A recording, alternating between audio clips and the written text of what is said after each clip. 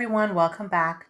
Today we're going to be looking at standard 5.nf.1, use equivalent fractions as a strategy to add and subtract fractions. This is not a 6th grade standard, but we will be working on this as a build-up towards dividing fractions. To add and subtract fractions with like denominators, we must first either add or subtract the numerators, keep the denominator the same, and simplify if necessary. So let's go ahead and take a look at this first example. Here we have like denominators, so my denominator will stay the same. And I must now combine my numerators. So 11 plus 13 is equal to 24. Now here I have a larger numerator than denominator, so I have to go ahead and simplify. 24 divided by 15, so 15 goes into 24 once, and then there is a remainder of 9 over 15. 1 and 9/15 would be my answer, but this can also be simplified further. So if I take a look at 9 and 15, I know that the number 3 can go evenly into both of these numbers. So to simplify 1 and 9/15, I'm going to divide 9 by 3 and 15 by 3. I'm keeping my whole number the same, so I rewrite that. 9 divided by 3 is 3. 15 divided by 3 is 5. So the simplified version of 1 and 9/15 is 1 and 3/5. Now let's go ahead and take a look at our next example. 7 over 8 minus 4/8. I keep my denominator the same, and I subtract my numerators. 7 minus 4 is 3. So here I have an answer of 3/8. This cannot be simplified. There's no number that goes evenly into 3 and 8, so I leave it as is. When we have unlike denominators, we must first find the common denominator, then we add or subtract the numerators, keep the denominator the same, and simplify if necessary. So our first example is 5/6 plus 5/8. Now what I want to do is I want to find what the lowest number, so the least common denominator, the LCD of 6 and 8 is, which we can also think of the least common multiple. So I can list my multiples of 6 and 8 to see what the lowest number is that they have in common. So for 6, I'm going to start with 6, 12, 18, 24, 30, and I'm going to stop there for now.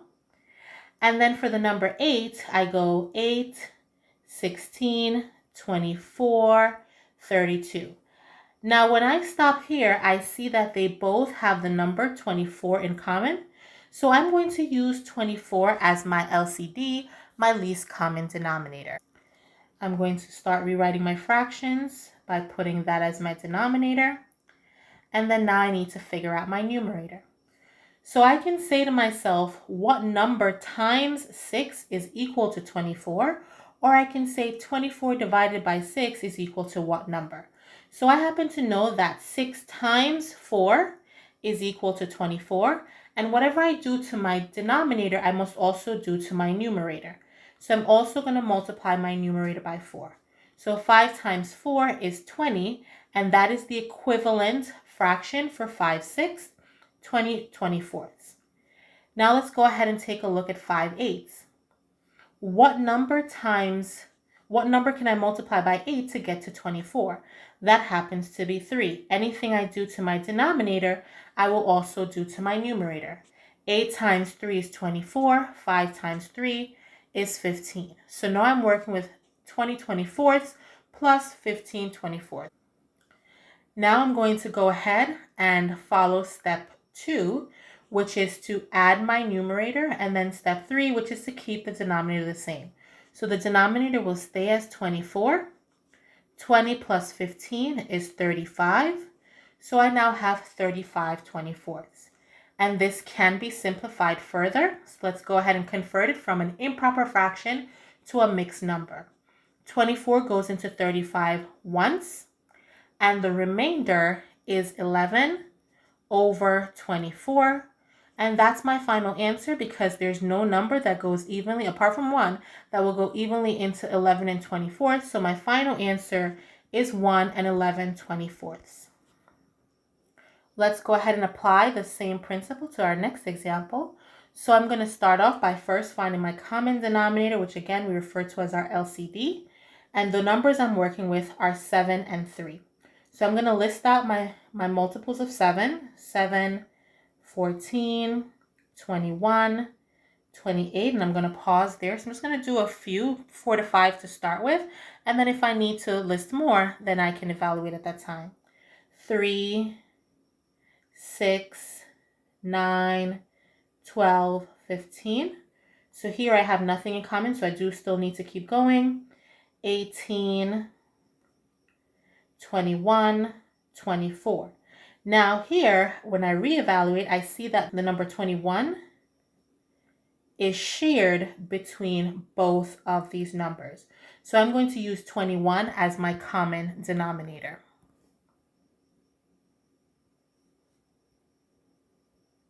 Now I need to go back and figure out what the value of my numerator will be. So what number times 7 is going to give me 21, and that happens to be 3. 7 times 3 is 21, so therefore 4 times 3 is 12.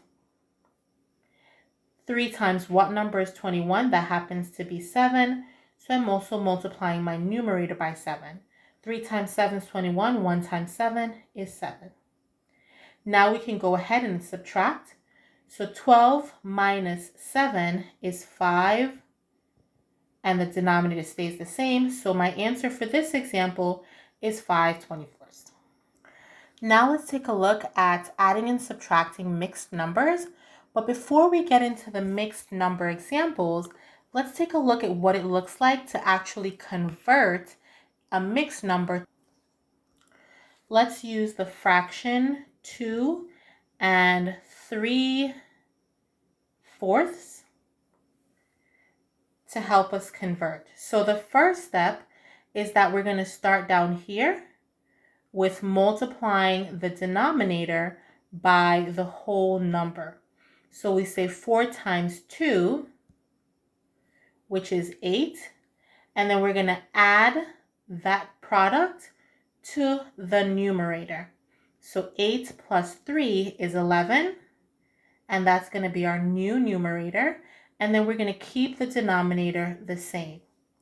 So again, that was multiply denominator by whole number, 4 times 2, which is 8. Then we take that product and add it to our numerator. 8 plus 3 is 11. That's now our new numerator, and we keep the denominator the same. So our steps for adding and subtracting mixed numbers: convert mixed number to improper fraction, which is what we just did in this organizer. Find the common denominator if necessary. Add or subtract numerators, keep denominator the same, simplify if necessary. Let's go ahead and take a look at our first example. So here we have a mixed number being added to another mixed number. So we're going to first start off by converting these to improper fractions. So 8 times 2 is 16. 16 plus 1 is 17, and we keep the denominator the same. 5 times 2 is 10. 10 plus 1 is 11 over 2. Here we do need to find a common denominator. Again, you can list out those multiples, but I happen to know that the least common multiple of 2 and 8 is 8. So we're going to keep the first fraction the same, and then we're going to convert the second fraction. So 2 times what number is equal to 8, and that happens to be 4. So I'm going to do the same on top. 11 times 4 is 44. Now we're going to go ahead and add those numerators. So 17 plus 44 is 61, and we keep our denominators the same. 8 can go into 61 7 times. 8 times 7 is 56. So 61 minus 56 leaves us with 5/8. So our answer here is 7 and 5/8. And if you're feeling confused about what I just did, let me go ahead and show you.